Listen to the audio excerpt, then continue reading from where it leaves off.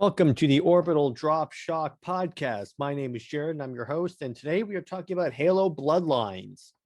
Halo Bloodlines. This is a comic book series by Fred Van Lante and art by Francis Portela. So, as you know, for the first couple episodes of the show, we're going to go through all the Halo comics. You guys caught up for Infinite. But first, I want to start off talking about what was recently revealed for Halo Infinite.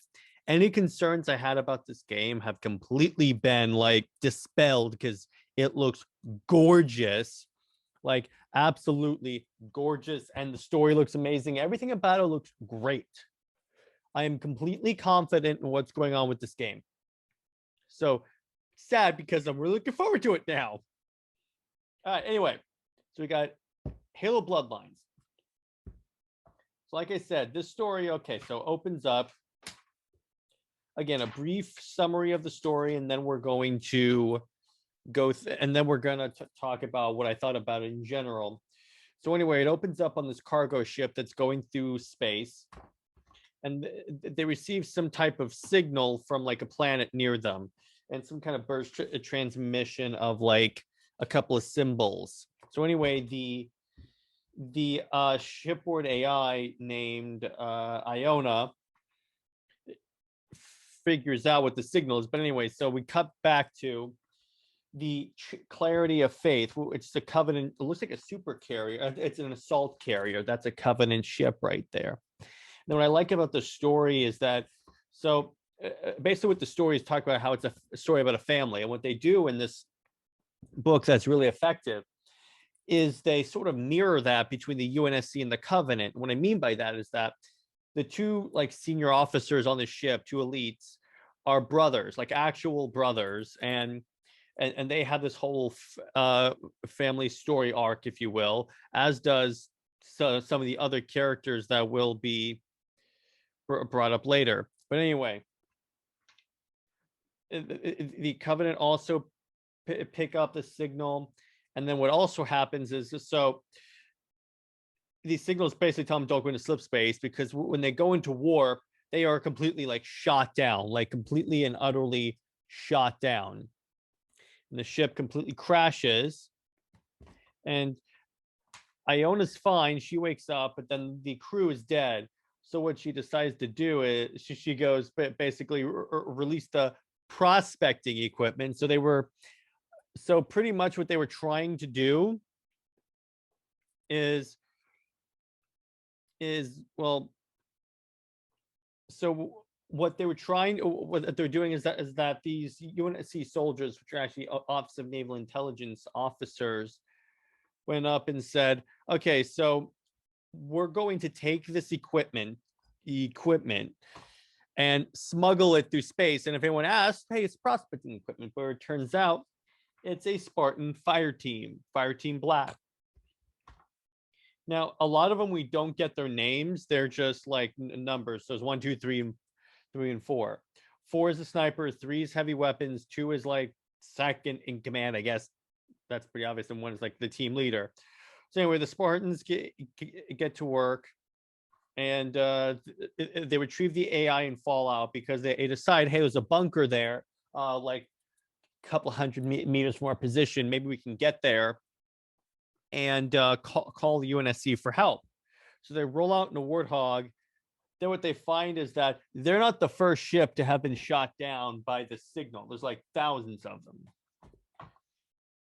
So back on the Clarity, the brothers wake up and again, they're crashed. So what they decide is, okay, so we're going to put everyone into Wraith tanks, and then we're just going to roll out, because they find that they did discover that facility as well. So they roll out, and then they run into the Spartans, and they engage in a firefight. Now, the interesting thing is then this robot creature shows up. It's basically a Sentinel, and Sentinels, since we haven't gone over them, and that was issue 1. Sentinels are essentially, think of them like security guards on any Forerunner installation. Now, the Forerunners are the ones who made the Halo rings. They're basically that sort of shadowy organization that was wiped out 100,000 years ago. So the idea is, so the idea is that on the rings, these sentinels essentially act as security guards. They're the robots. The reason why they use robots is because, okay, so the rings were created because there was this race of parasitic zombie-like creatures called the Flood that showed up, and they infected anything organic. So the Forerunners decided, okay, all of our security guards and everyone has to be synthetic robots. That way they can't be infected by the Flood. That's why you have like Guilty Spark. You have the Prometheans and such. The Prometheans we'll go over when we get to the Halo 4 comics. But anyway, the Spartans fall out and they start taking out the Covenant. But then all of a sudden, the Forerunner also turns on the Covenant and captures a grunt, a hunter. It captures the Spartan fire team leader, and Ref, who's the brother of the Covenant commander, the elite zealot. So 1 and 3, actually 3 and 4, fall out because 1 was captured, and they finally find the little the Forerunner facility. They fall out and they tell the AI, okay, so can you keep the doors from closing? She goes, no, run. So they run, and at the last second, 4 takes his sniper rifle and, like, I guess tries to jam the door open while they slide in. But the last second, they fall down. The sniper rifle gets crushed, so they're stuck in that facility right now. And then they run into Sentinels, and then and then the Spartans engage them. On the outside, the Covenant are trying to breach the facility, and they do so by having the Hunters blast their doorway in, but it doesn't work. So what they have the idea that, okay, so we're gonna team up with the Covenant. What we mean by that is that we have a common objective. Our people were taken. So what we're going to do is we're going to let them in. Then we're going to tell them, hey, listen, truce. Let's take a truce right now and go get our people back. Once you get the people back, we'll go ahead and start killing each other again. No problem with us. So, and the Covenant agrees with it. Now what happens is, so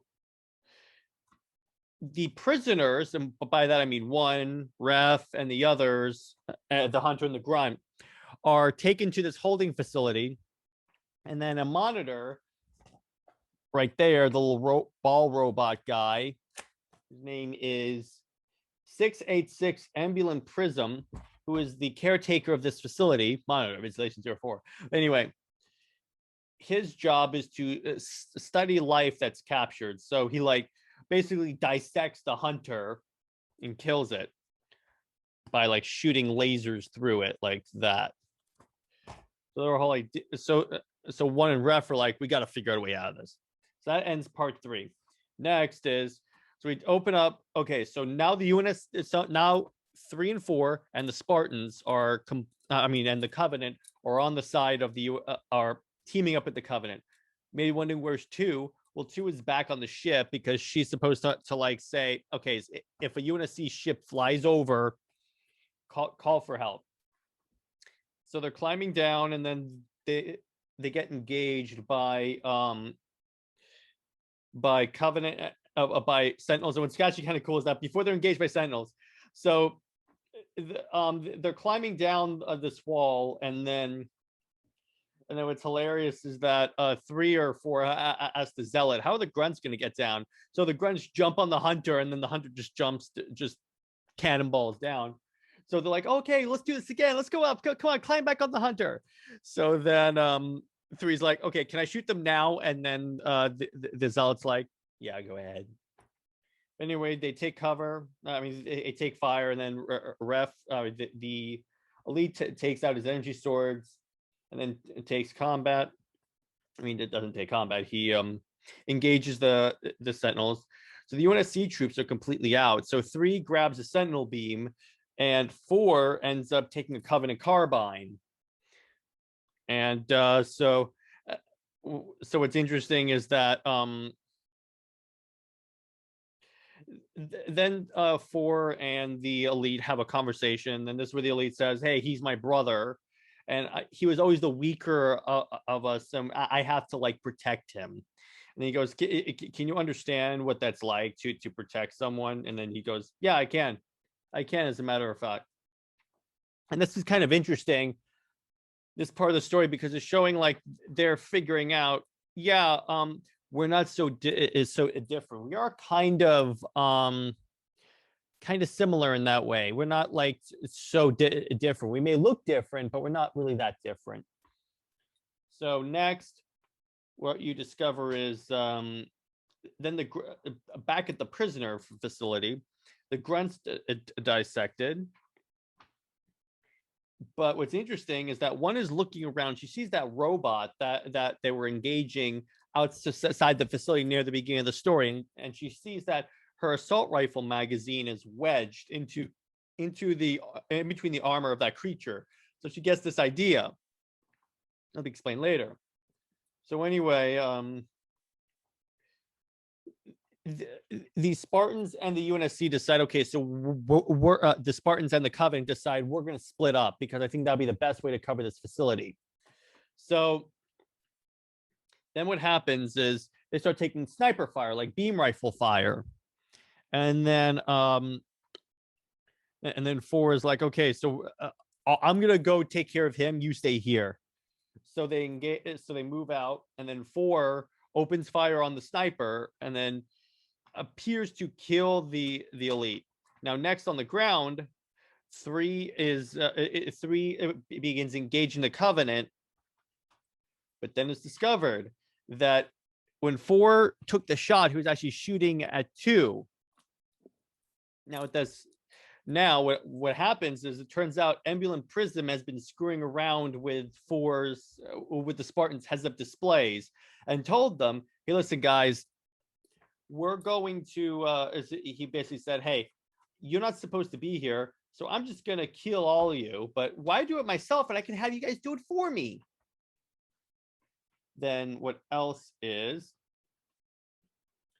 Then basically 4 is being manipulated by Embulant Prism to into like engaging the other Spartan as well, which is weird, like, which is really suspicious too.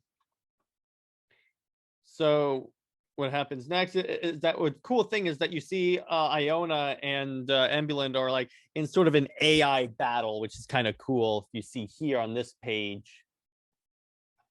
Next. So now one has an idea. I mean, she has her idea. I keep building up to it because it's really cool. So anyway, they figure, so now the story goes, okay, so this is what's important. This is what the Foreigner AI is playing off of. So back during their training days, Spartan Black Team, that's the team we've been following for the whole story, got in trouble because, okay, so what happens is 1 and 4 were romantically involved, and then actually 1 and 3 were romantically involved, and 4 basically tattled on them to their drill officer, and then the 2 Spartans were separated. But then Spartan Red Team, who were sore after a training exercise loss, basically took out Black One's eye. So that's when they this whole incident is like the contributing factor to why they want to go to why 4 is being manipulated. So here's one's idea. So back to the prison facility. So to get out, what one does is is she sets her Spartan helmet visor to like full reflective. What she does is, so as that so the, as the lasers are coming down to dissect her, she aims her helmet so the lasers in fact hit the visor, bounces off, hits the robot. I mean, hits the assault rifle magazine that's like lodged in the robot, takes it out, and then she takes its laser and just blasts blast Ref out of his cell. So next, okay, and now this is when also we cut to, so 4 has pinned down 3 and the main elite, and the so originally the main elite, I forget what his name is, so I'm just gonna go with this right now. He said, okay, so we're gonna take care of that Spartan. So 3's like, well, wait a second, let me deal with this myself. And then 4 is like, I mean, and the elite's like, why would I let him do that? And then 3 goes, because he's my brother. And this is showing that, again, that they're not so different. They're willing to put themselves in harm's way for their family. That's why this book is really a story about family. In fact, in the beginning of the story, it says you could say it's a war story or like a survival story, but really it's a story about family. So anyway, next, so 1 and Ref are running, and then they're engaged by Sentinels, and then they discover the like control room of this facility. Next, what they do, so that gets us to issue 5, and I believe 5 is the last issue. Yes, it is. And then we'll go over like my general thoughts of the tale. So 4 and 3 finally rendezvous, and 4 and so 4 looks like he's gonna kill 3, but then Iona shows up on his heads-up display and goes, "Wait a second, stop, hold on." And then 4 and 1 4 and 3 get into a tussle. At the same time, we catch up to the main elite. I believe his name is Telcam. It's interesting how the grunt, one of the grunts is like, okay, so let's kill them now while they're distracted fighting each other. Then what's interesting is that Telcam goes, no, I gave the human my word. It's about honor. So remember, and I'll go over this when we do the episode on the Sangheili, otherwise known as the elites. Their whole society is based around honor. Think of them essentially like Japanese samurai. Their whole thing is honor and being a warrior. So that's why actually the main ship, the main elite's name is Thawne. Okay, so Thawne basically decides, hey, I gave them my word. It'll be dishonorable for me to strike him down now. So Ref it basically contacts Thawne on their radios and says, hey, come here. We're gonna we're over here in this facility. So their idea, but what's interesting is that passing through this facility is a Covenant fleet. So the Spartans kind of have to hurry it up. So what happens next? That 1, it gets on the radio with her Spartans, and she's like, "What the hell are you guys doing?" And then what happens is all 3 has to say is, "Hey man, hey boss, he's trying to kill me because of what happened on Reach with your eye." And then she basically says, "I forgive you." And what that does is it basically stuns 4 long enough for Spartan 3. I'm going to call him Spartan 3. For 3 to take the chip, the data chip that Iona was stored in, reinsert it into his head. And what Iona does is she gives him like a massive flashback sequence of like all of the operations that Black Team has undergone, all the times they've survived as a family. Basically remind him about their family.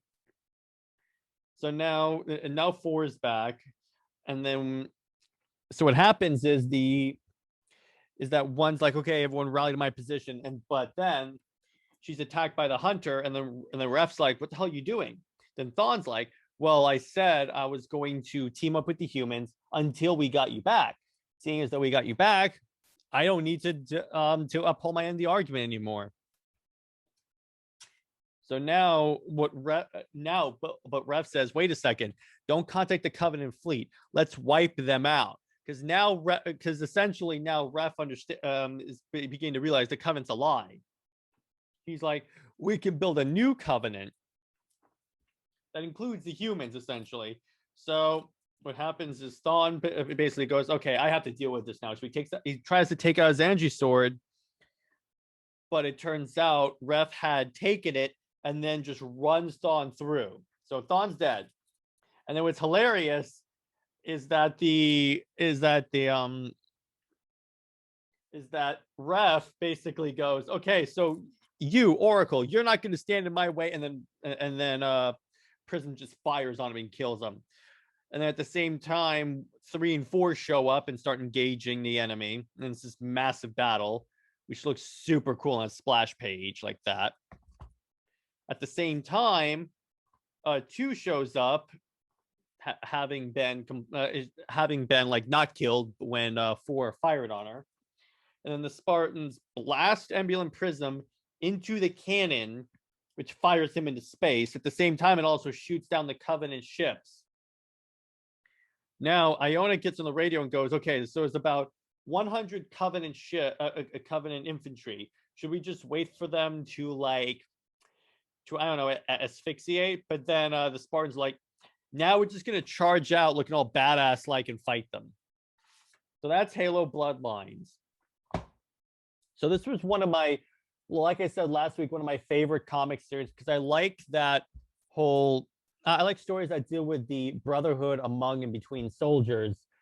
And I like how, once again, they had that sort of interplay and that mirroring of the theme of family when it comes to the Spartan fire team and the 2 elite brothers, and how they played off that to say, okay, so let me take care of my brother instead of you killing him, because he's my brother and we look after each other.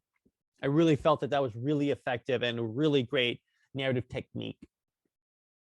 In terms of the art was top notch. Really enjoyed it. There was a lot of Halo 3 iconography, probably because this book came out around the time the Halo 3 armor was there.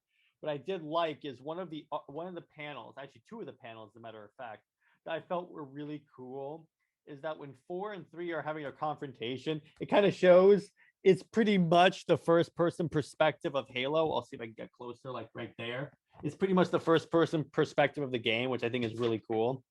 I liked how the AI is basically playing off plays a certain part in restoring 4 to his senses. I think that was one of the most effective parts of the story. Anyway, that was Bloodlines. Well, once again, these episodes are going to be pretty shorter. They're going to be shorter than my traditional ones. But I'm going to go back to talking about, for right now, for a little bit, Halo Infinite. So in terms of, once again, graphics look gorgeous. It looks like a next-gen Halo game. I'm glad they got the 1 year to basically enhance the graphics of everything. I like how the multiplayer is going to be free to play, so everyone can play it. I like how first off, they confirmed it's coming out this year. So this is Halo year, baby. It's going to come out holidays of this year, so it's going to be super fun. And we'll probably do like a Let's Play or something like that on that. I still have to get that set up. I have to get my game capture together, get the software and everything, and then we'll be doing gaming as well.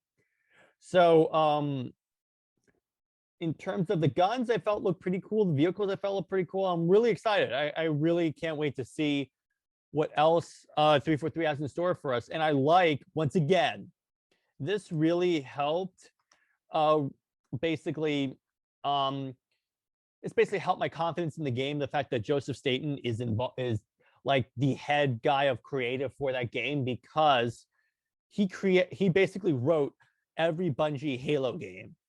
And remember, Bungie created the best Halo games. 1, 2, 3, Reach, ODST. All the best ones were, in some way, he was chief creative. There you go. And he wrote like a lot of the novels. So that should at least help with the like nervousness surrounding it, because I know with 4 and 5 fans were kind of soured a little bit, but I feel like they have I feel like they have like learned their lesson. Like, let me put it this way. Here's how you know they learned their lesson. They put split screen multiplayer back in the game. I can't believe that was ever taken out. There's really is no, I don't care if it leads to higher fidelity environments. There's one thing you do not take out of Halo, it is split screen multiplayer. I just can't believe that that was ever an option to take that out. It's ridiculous. Anyway, I don't want to go on a rant about that. But anyway, Halo Bloodlines. Next week I'll be covering. I think I'll cover probably Helljump or Uprising. One of those two. I'm still trying to figure that out. And then this Friday we're going to be talking about the worst superhero movies of all time. So that'll be really fun. I might have Mitch back. Lad's going to be on there, and we're going to have a lot of fun with that episode. Should be a good one. And let's see what else. Let's see. I'm trying to think of what else. Still think they're going to restore the Snyderverse. I'm still hoping with that. Keep tweeting restore the Snyderverse, release the Ayer cut, and we'll have that. And all right, everyone. Have a good night, and I'll see you all next week. Bye-bye.